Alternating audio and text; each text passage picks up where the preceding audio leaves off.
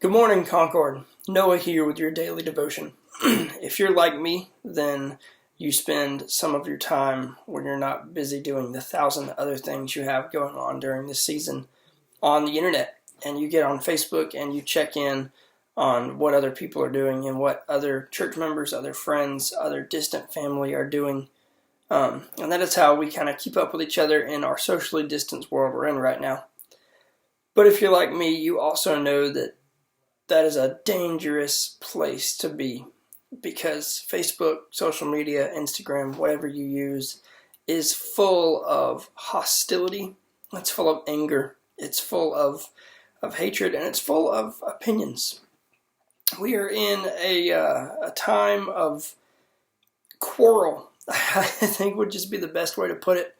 We're in a time on the internet and in person where there's just a lot to talk about and there's a lot to argue about. There's politics, there's COVID responses, there's the movements going on, there's things that people disagree on, there's things that people have strong opinions on, and there's things that people want to voice those opinions about. And this morning I was convicted as I was reading this ministry book. It brought up the book of James. Specifically, it brought up James chapter 1.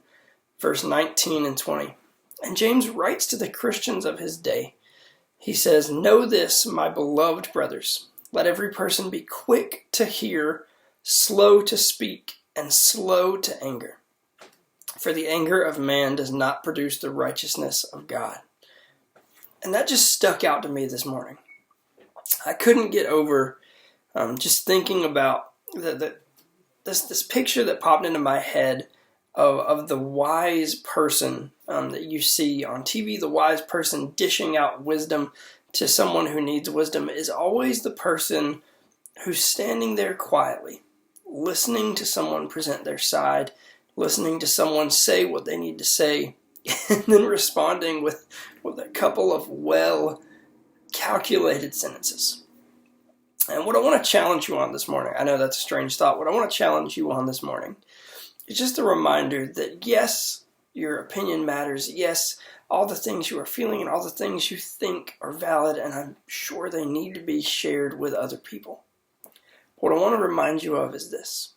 It is the job of the Christian in these times of quarreled decisions and quarreled opinions to be slow to speak, to be quick to hear, and to be slow to anger. We should listen more than we say. We should not say what we say angrily with hatred.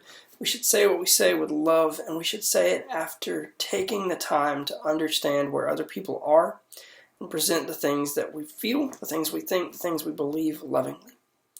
I know oftentimes we get excited about the things going on in our head and we just want to throw them out right then. But I really just want to challenge you guys this morning.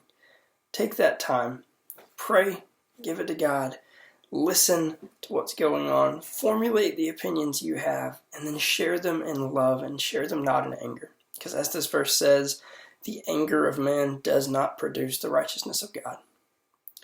That is the devotion I have for you guys this morning. I love you, and I can't wait to see you again on Sunday.